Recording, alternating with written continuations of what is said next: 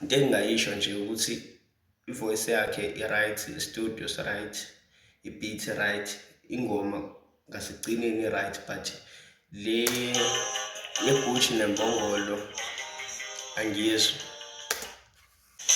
iGucci neMbongolo, hayi mina-ke ngiyayigxeka into engingayizwa kahle, engiyizwayo ngiyingcono futhi.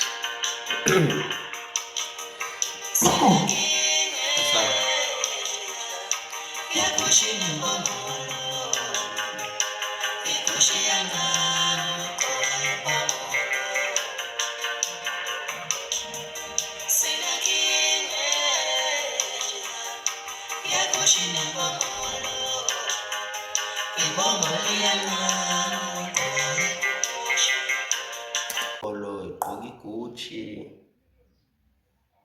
wayibonani ifake iGucci Mbongolo, kodwa-ke siqhubeke.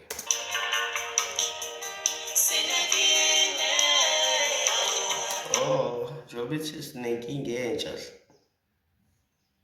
ngazi kodwa mina ayiwenzi umqondo lento kumina.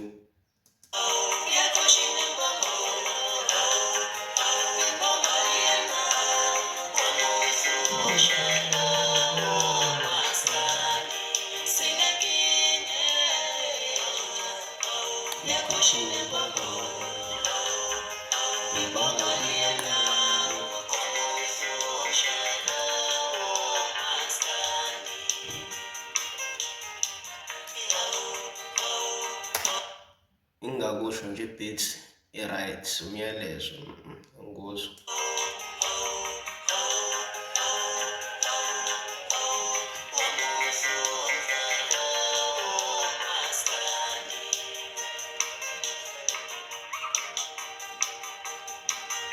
I-beat imnandi yona, kodwa ingoma angiyizwa kahle, kodwa-ke i-beat iyasho yona ngoba